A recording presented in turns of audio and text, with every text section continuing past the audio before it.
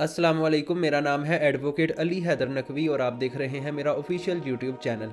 आज की इस वीडियो में मैं हज़रत इमाम मूसा काज़िम अलैहिस्सलाम का एक मोजज़ा बयान करूंगा जो शिया और सुन्नी दोनों मकातब फ़िक्र की किताबों में मौजूद है। लेकिन वीडियो शुरू करने से पहले अगर आप मेरे चैनल पर नए हैं तो इसको सब्सक्राइब करें ताकि आपको इस तरह की मज़ीद वीडियोज़ मिलती रहें। हज़रत इमाम मूसा काज़िम अलैहिस्सलाम का ये मोजज़ा आपको शिया मकतब फ़िक्र की किताब सीरत मासूमीन अहसनुल मकाल में मिल जाएगा और यही मोजज़ा इमाम इब्ने जोज़ी जो कि अहले सुन्नत आलम दीन हैं उन्होंने भी अपनी किताब में लिखा है। इमाम इब्ने जोज़ी एक मशहूर व मारूफ वलीउल्लाह हज़रत शकीक बल्खी से नकल करते हैं कि हज़रत शकीक बल्खी ने बयान किया कि एक मरतबा वो हज के लिए निकले।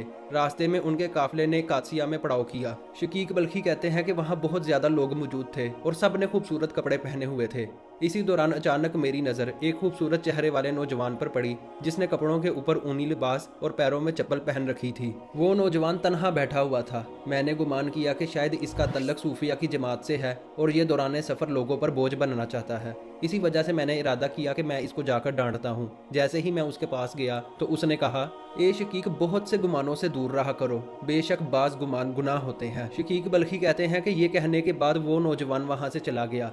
मैंने अपने दिल में कहा कि इस नौजवान ने तो मेरे साथ अजीब मामला किया है। इसने तो मेरे अंदर की कैफियत बयान कर दी है। ज़रूर ये अल्लाह का कोई नेक बंदा है। मैंने इरादा किया कि मैं इस नौजवान को ज़रूर मिलूंगा और इससे राज दरियाफ्त करूंगा। फिर मैंने उस नौजवान को बहुत ढूंढा मगर वो मुझे कहीं नहीं मिला।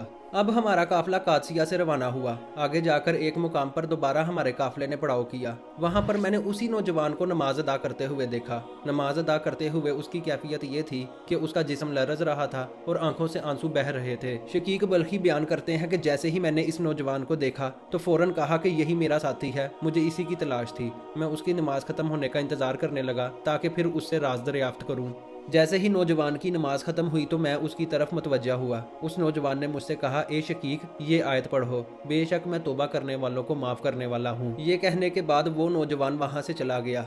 मैंने सोचा ये नौजवान ज़रूर कोई वलीउल्लाह है, इसने 2 मरतबा मेरे दिल की बात मुझ पर जाहिर की है। इसके बाद हमारे काफिले ने जब ज़बाला के मकाम पर पड़ाव किया तो वहाँ मैंने अचानक इसी नौजवान को कुएं के पास देखा। इसके हाथ में एक बर्तन था जिसके ज़रिए वो कुएं से पानी पीना चाहता था, लेकिन वो बर्तन उसके हाथ से छूटकर कुएं में गिर गया। नौजवान ने आसमान की तरफ देखा और कहा, जब मुझे प्यास लगती है तब भी मेरा रब तू ही है और जब मैं खाने का इरादा करता हूँ तब भी मेरी ताकत तू ही है। ऐ मेरे मबूद, तू जानता है कि मेरे पास इसके अलावा और कोई बर्तन नहीं है, बस तू मुझे इससे महरूम ना कर। शकीक बल्खी बयान करते हैं कि खुदा की कसम मैंने अपनी आंखों से देखा कि उस कुएं का पानी बुलंद हुआ। नौजवान ने अपना बर्तन उठाया और उससे पानी भरकर वजू किया। इसके बाद उसने 4 रकत नमाज अदा की।